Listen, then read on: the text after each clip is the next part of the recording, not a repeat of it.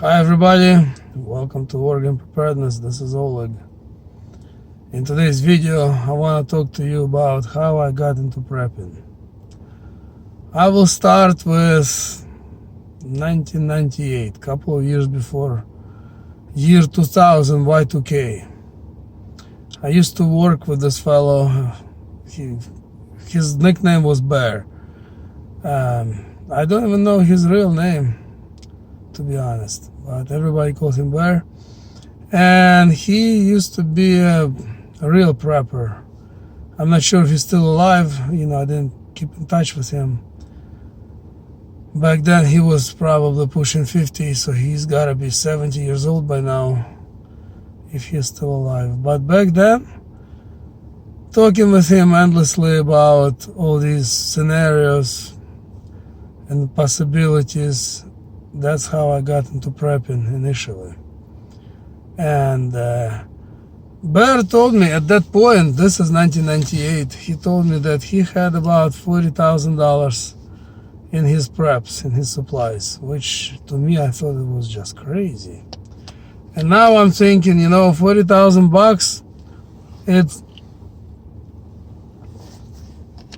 still a lot of money, but if you have spent that much,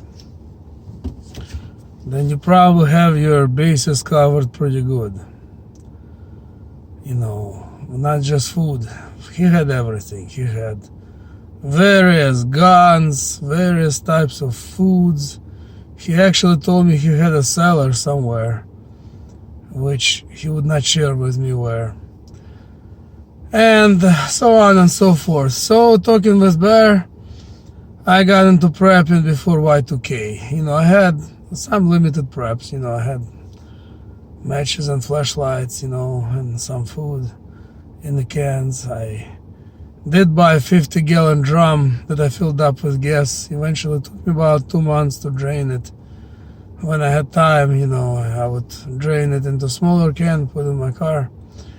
Anyway, Y2K, as we all know, passed and nothing has happened. And I drifted away from the prepping. And then, several years went by. And as I was working as a cab driver, when I had downtime, I was watching a couple of YouTube channels, preparedness related. And I already had my first baby by then. I have two now. And I started to really think about prepping because, now I had family to take care of. I didn't want my child at that point to be hungry. So this is when I really got into prepping, and I haven't stopped since then. And I still keep going and have no plans to stop. Bear certainly was an inspiration for me as far as prepping. He was also bushcrafter. He was into prepping. He was hardcore prepper. I'm by far nowhere near as hardcore of a prepper as Bear was. But I try to prepare, I try to learn new things. I always love to watch videos on how to, because you can never have too much knowledge. At the end, knowledge doesn't weigh anything. In your bug out bag you can only put so much, but knowledge is power, truly. So I would encourage everyone, get into different things, different survival skills, different trades that can be useful during SHTF. I'm not sure if something like, if you know how to program computer, could be useful, maybe. But something like carpenter or mason certainly can be useful. Basically things that you can build and do with your hands. You gotta be able to know basic mechanics. If your car breaks down, who knows? If your mechanic will be open and working, you gotta take care of it yourself. I stopped today, I had some free time. I love cars, as I mentioned in my previous videos. And I stopped at some car dealership to look at a certain car. I had some free time just out of curiosity. Test drive it. I love to do these things. And the car salesman told me that today they're closing their showroom, their sales floor. The service department remains open, but the sales floor is being closed.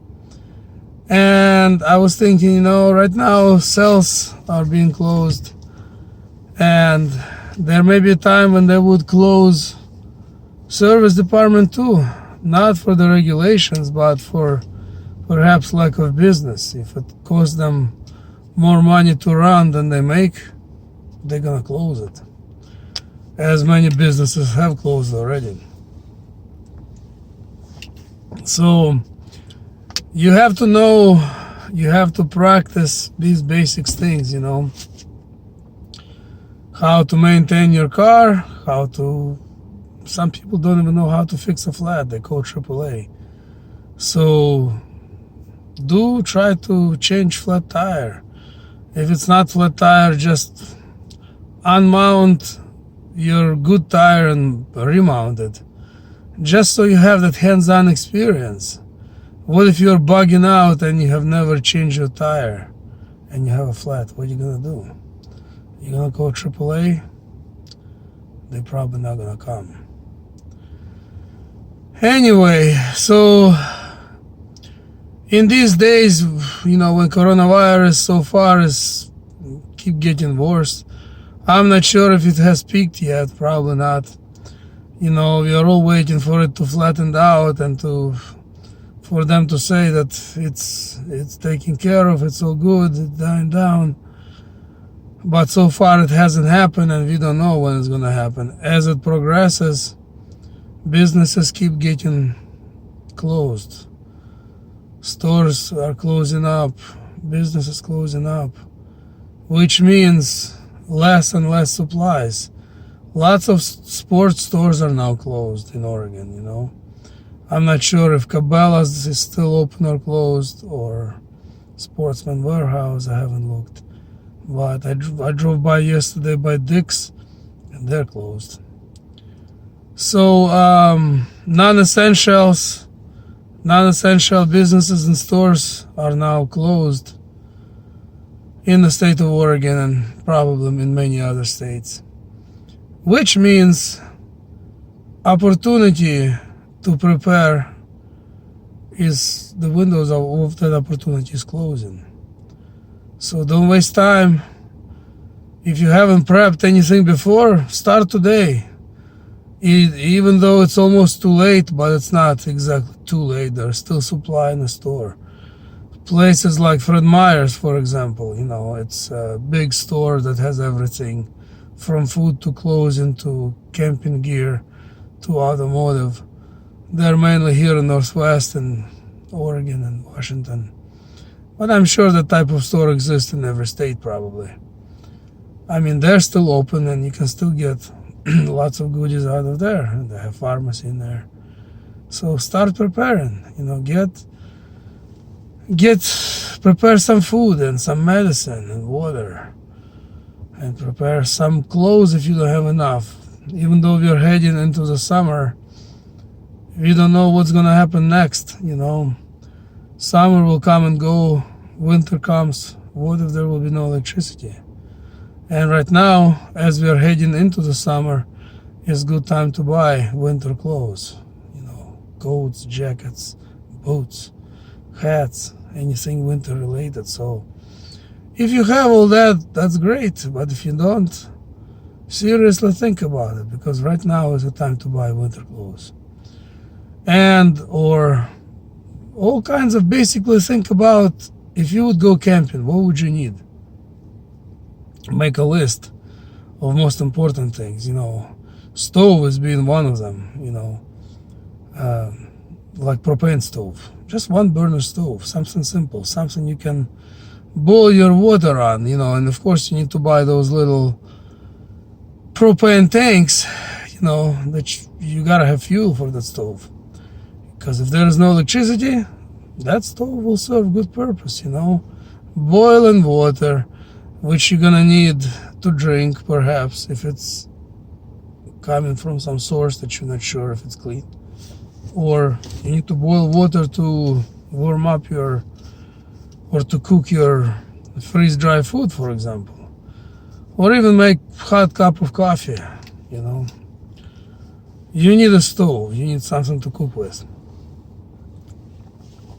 So, get all your essentials, make a list. One of the things I'd like to point out, as one of my original subscribers, he points out several times, you gotta have shortwave radio, AM radio. Regardless how simple it is, as long as you can catch short waves, you gotta have it in your preps. Because radio, you know, internet so far is working. One day could stop working. And where are you gonna get all your information from? What's going on? You will be completely lost, you know. So especially if you live somewhere, you know, in more remote locations where there's less people. So you gotta have shortwave radio, AM radio, battery powered, and you gotta have some other means of communications, you know, maybe just some walkie-talkie, you know, depending how far away you want to talk to the person that you want to talk with. You know, if it's open area and it's just a few miles, walkie-talkie is gonna work great. If not, you might need a CB radio.